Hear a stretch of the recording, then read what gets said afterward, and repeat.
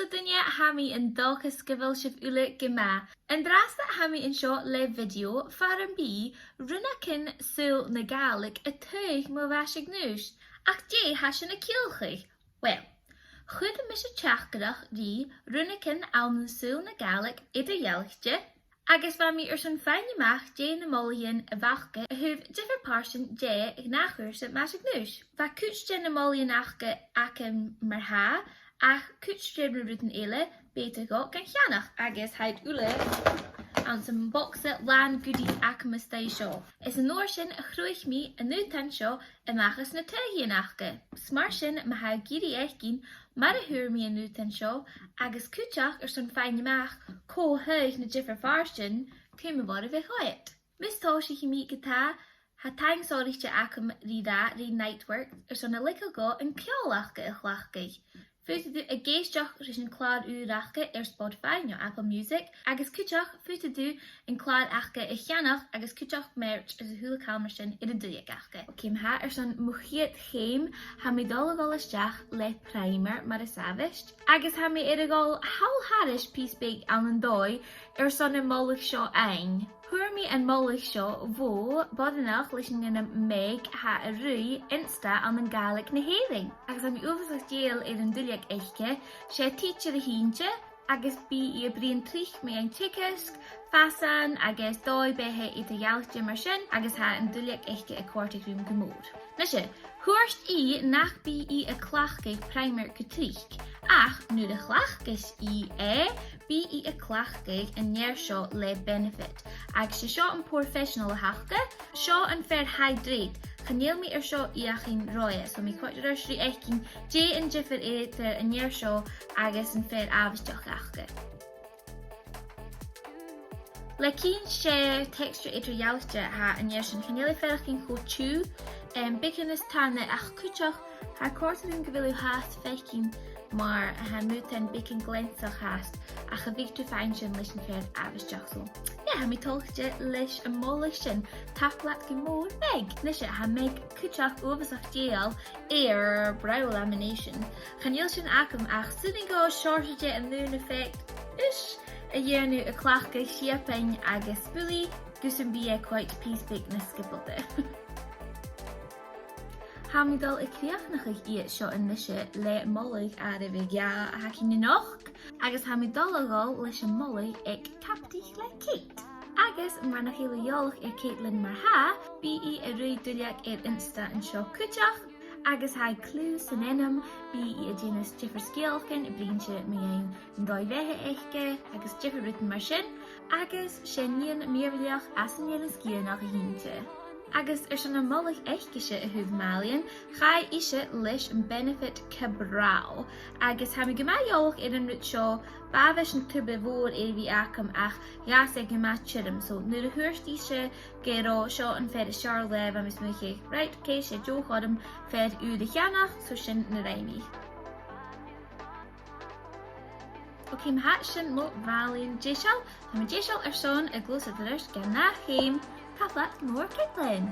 Céim ha, so nis ha mi dul a glúsadairs go mothúlin.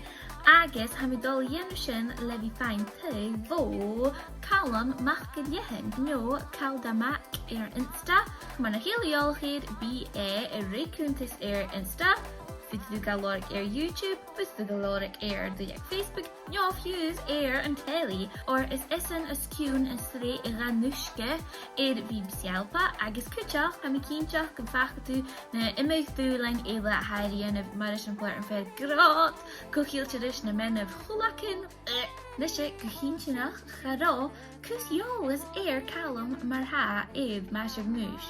Smar sin cha bunige mólaigh a dhéanamh a thuh dahan húd. Smar sin a thug mi tuig itar da fallets agus thuige in neir seo.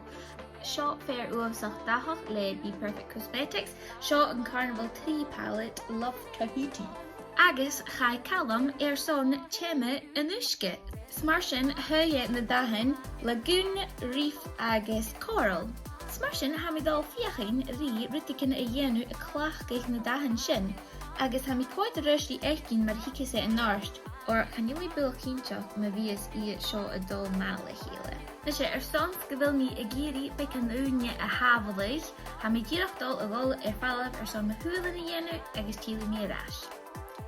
Ok, sin mo thuúlan míanach déisial, ha mí smuinniche go bhfuil seo dul a bhí únjan a lugs ha mar dros the process an an dóid. A chlach mí na dahan ule, so mí smuinniche nuair churis mí mo frascains thuúlcáil éile bí a cears go deors, mar sin taplaat go mór rieist calm son taghaidhean.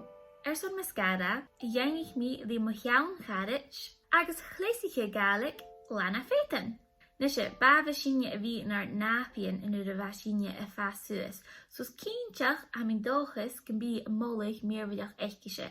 Agus caid ise son Dime Girl, sound le two-faced hasho for shamelessly thick and curled lashes. Chad dhéach mí seo raya icher, so ha mí villain son eichgin mar a ópriche sé, stolum gemór an packaging.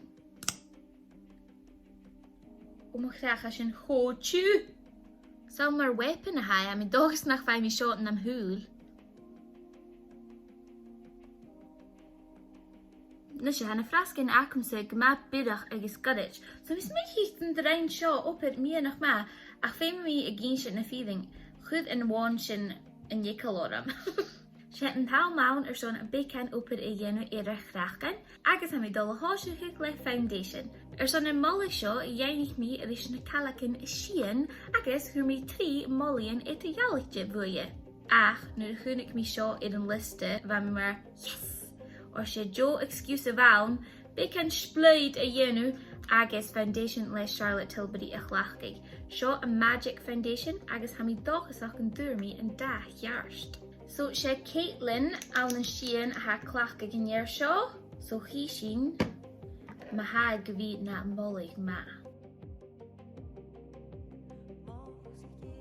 So sin mo foundation déisial, go dibhinne sé foundation ha míanach an an coverage, ach ag nú nám ha de seòrsa meach na differ dahan a bheit mo chráchgain, agus in this ha coit go má ré, agus snok by uamsach fuiste í chlachgaigh, agus am smuinche go bhfuil na Jo Foundation seán Rionnagan Lyle.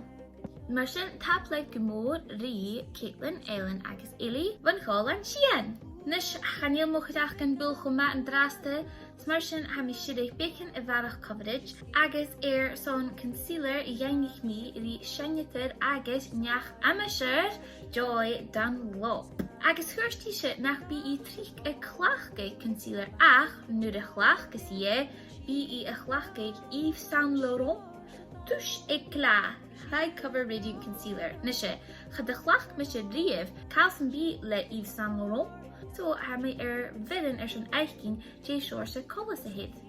Na sé seach déich fancy seo. Okay. Right, okay, mis mé go bhfuil mí díreach dul agáil mar chráchgain agus ha mí dóchas gon de thuig mí 10 jaarst a ríist.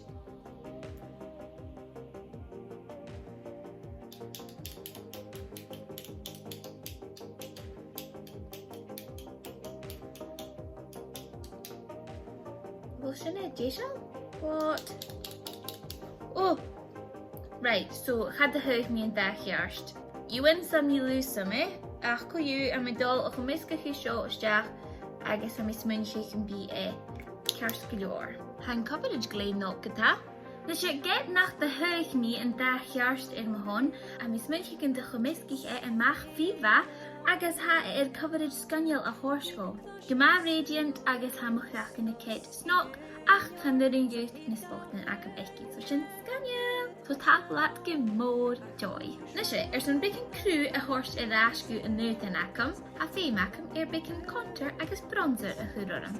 Son a mollig seo I dhéanamh mí rí mucharid Italian Kirstack, bí ise a réid dúideach insta maise-ghnùis saoghal cadeach. Gínis ise go bhfuil gomá déal an dhear seo le Physicians Formula Butter Bronzer seo púder, agus cadeach go bhfuil gomá eolach Butter Biscuit le Fenty Beauty, agus sé cream bronzer ha seo, agus chaneal mí cream bronzer riamh a chlachgaigh, ha mí contour a chlachgaigh, a chad de chlach mí riamh cream bronzer.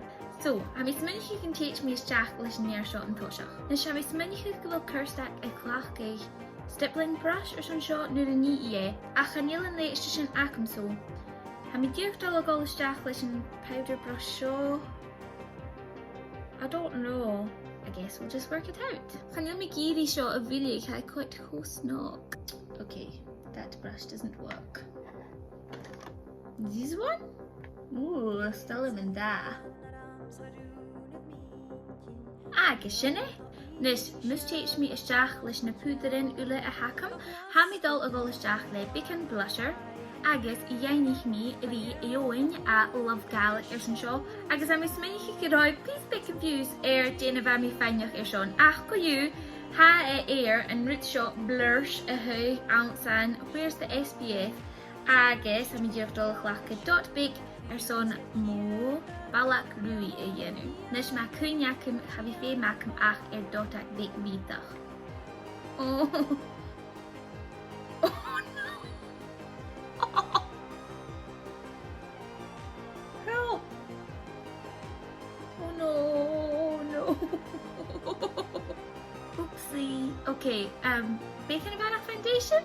Stop me go shot here sa fich? Nisha, er son een nafars gen nachhuur zijn maise-ghnùis acum. Dhéanamh mi ar son mollig bocúteacin a bacon éitir Gaelicte, agus chanéalaí na rúna Gaelic ar bíal a camera, ach ha mi cínteach mi cúnt acu jólaghode, cínteach ma ha gopur als na mianan. Nisha ha Michelle únje na fríomh in neachhealing maise-ghnùis a ha a gopur ar cool na scenes ag BBC Alba. So dhéanamh mi ora ar son an highlighter ar Charlotte. Agus thuki go an mollig, ach thuki go mollig ar son an rud míormhailach a ha seo. Seo an hourglass sculpting edit agus ha uavasach hain bougie. Mar as dyn ni gyd ha different highlighters awn, ha blushers awn, as cwtioch ha pwdrin awn ar son a hwlacael aesthetic. So, ha mi ddol a chlachgig in setting powder agus yn bronzers hwlacael ystai yn seo. Han jij billig kindjach in de glach me shingu kers, ach toch wel bacon practice bien een jaar. Lees in de glach me een mollig ek Michelle er son puder agus hwlacael.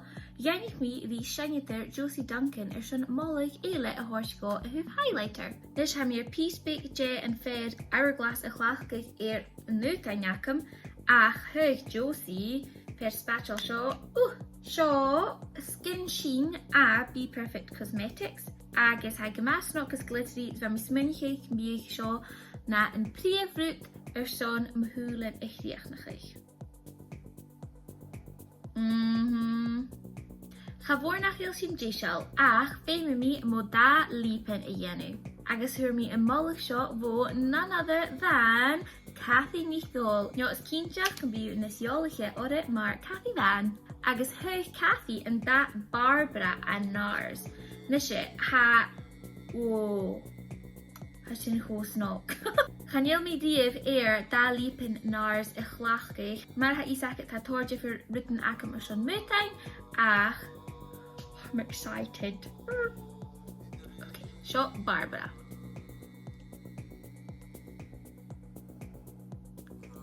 Sin Barbara ma ha, bhó Nars, da gema nude bacon pink ag sam smeich go bhfuil dul gama leis mahúlan. Nishe ar son an céim dhéidir na mó gná chuirse maise-ghnùis in dú. Dhéanamh mi rí Fiona ha na presenter als na mianan ar son taic go thuairscó a thu setting spray. Thug mi hí thuig éitir Urban Decay All Nighter agus Mac Fix Plus. Agus chai I leis an fér ma. Ha bottle úr acumte Mac Fix Plus déisial ar son a dul, ach ha níor seo hast acum out an sean bottle Kat Von D. So, ha mi dírechtol a chlach go níor seo dáste. Ke ma dírecht bacon frasc gan riol, agus bí mi ras leis a hwlacael déisial. Okay, is dre please big Jeff finishing touches. Ha mo maise-ghnùis ula déisial. Agus fé mi rag bhfuil mi úpsach tólachte leis mar a hánig ge amach. Ciat mi le tang iríos go a húla dunne a gaf páist agus ar son teach godachgin is a hwlacael a chud húcam by úpsach ein spórsel agus huair mise bacon tríp na ga a bhealach go héin machas. So chan is a gre jóra ta hasin. Ha min dachas gon de chóirt a riomh a bhí goit. Nes je kan je lakin ach biken line rigol gussen bi mo dussen line gennolik jishal, smarshin, mahar gidi biken etiquette a horshach, rish and trussel trust, nyo children's first, halak gumiskilkin son biken a varach feastige. Agus him shivan ahidis, tiri.